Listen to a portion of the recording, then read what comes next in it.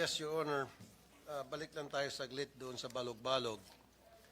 The Balog-Balog is supposed to produce 43.5 megawatts of electricity and store 560 million cubic meters of water. Yan ho ba ay nangyari ngayon? 43.5 megawatts. Mr. Chairman, yun po yung pagka natapos po yung high dam, yun po ang magagamit to generate the 43 megawatts. Pag natapos, kailan po matatapos? Yes, sir. Yes, sir. Kailan po matatapos? Kasi po, ano po yun, na-terminate nga during my time. And then... Bakit po na-terminate, sir? General?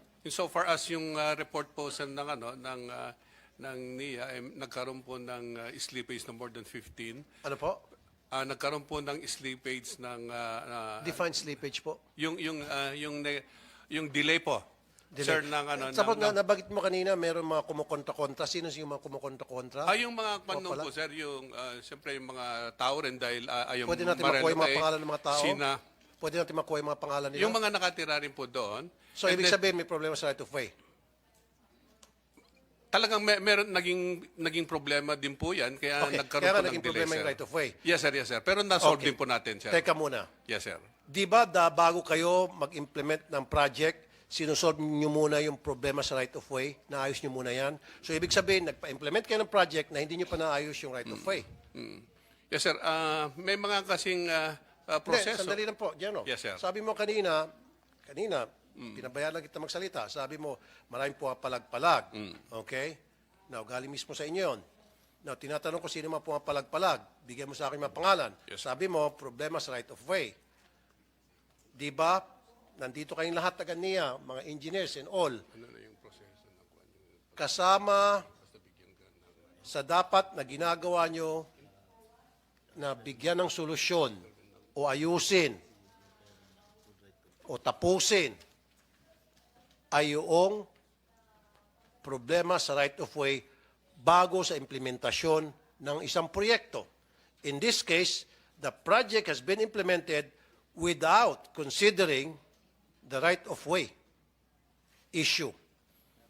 Kaya nga sabi mo, maraming pumapalag. So bakit kayo nagpa-implement ng project na hindi nyo pa natatapos yung problema nyo sa right of way? Yes, sir. Yung sa right of way, kung may negotiation naman po, sir, pagka binigyan ka po, sir, ng permit to enter yung area. Ay, hindi po, General, sir, hindi po. Again, for the nth time, kailangan yung right of way issue ay natugunan na. Kompleto ng mga papeles, nagpirmahan na kayo na yung may-ari ng lupa na dadaanan nitong dam ay pumayag na at nabayaran na, etc., etc., etc.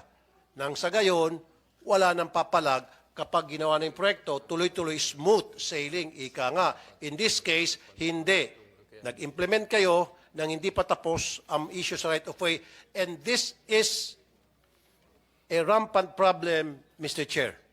Marami sa mga proyekto ng NIA na inuumpisahan na agad nang hindi pa natatapos yung issue sa right of way, and then dumating yung time na may mga pumapalag, tulad ng sinabi mismo ni General Bisaya, then nahinto yung project, bayad na, nahinto, abandonado, nilalayasan na agad yung proyekto, nasa short chance dito ang taong bayan.